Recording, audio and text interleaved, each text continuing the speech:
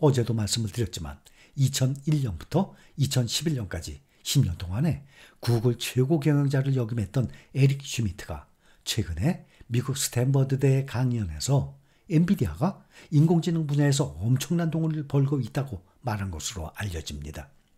또 큰 돈을 버는 것을 안다면 주식시장에서 뭘 사야 하는지도 알 것이라고까지 표현을 했습니다.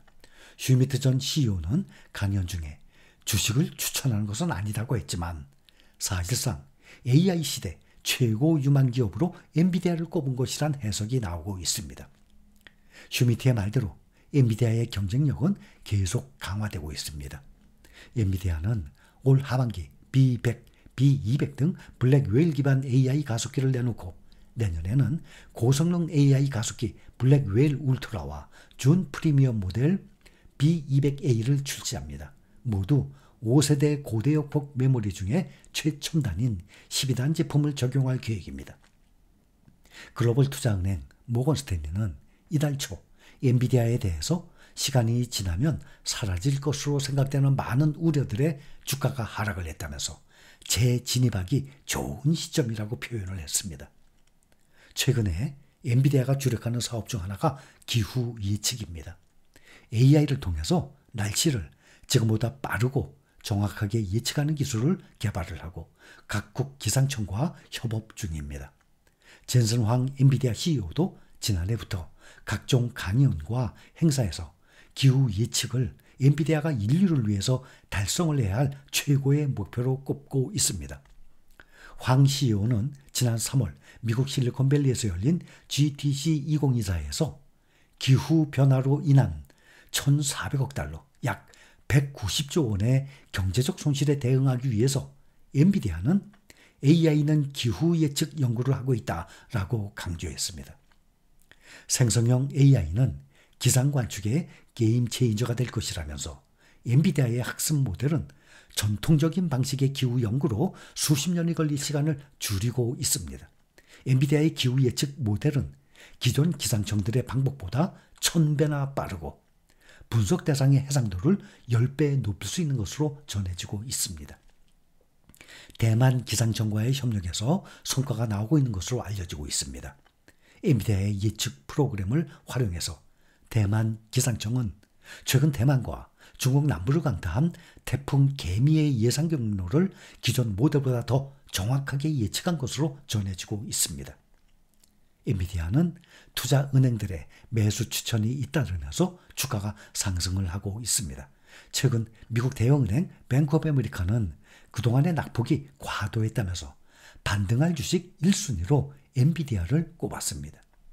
여기에 오는 28일 실적 발표를 앞두고 기대감도 커지는 모습입니다. 우리가 지금 미국 기업에 투자합니다. 미국 시장에. 미국 기업들은 투자 매력도가 높습니다.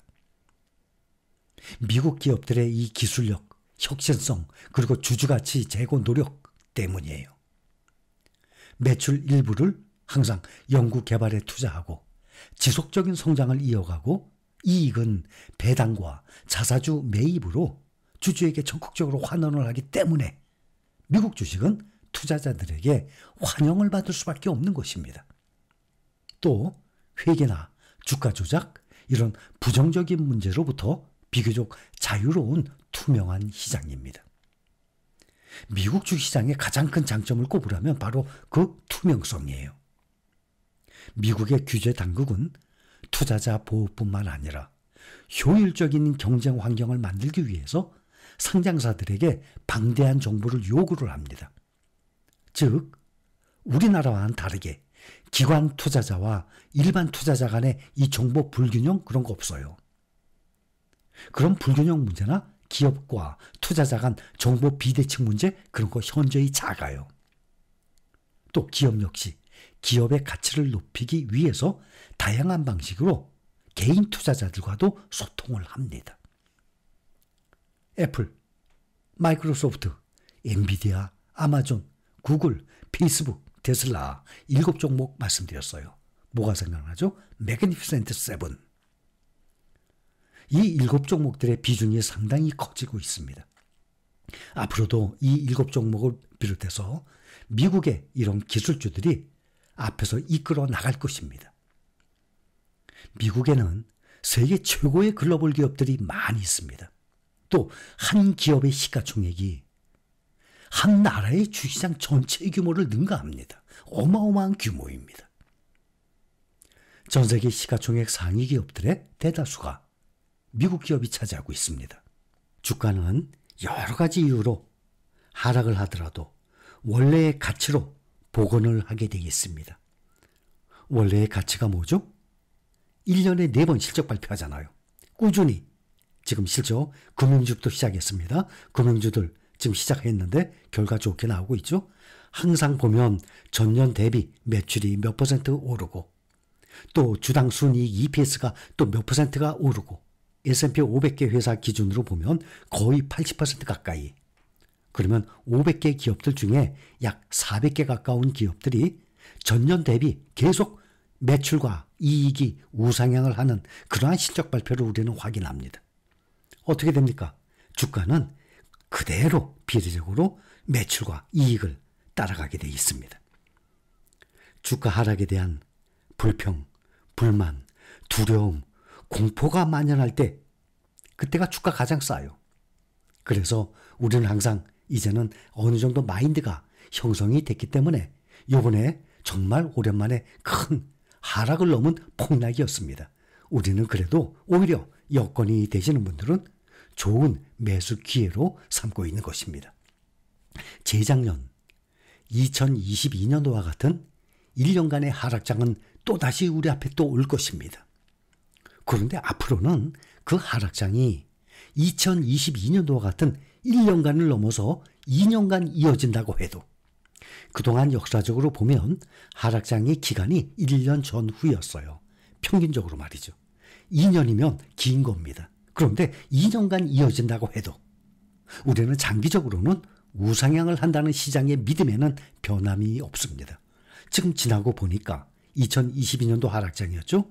그 다음에 23년, 지금 24년 계속 23년 초부터 지금 1년 7개월째 계속 오르고 있습니다.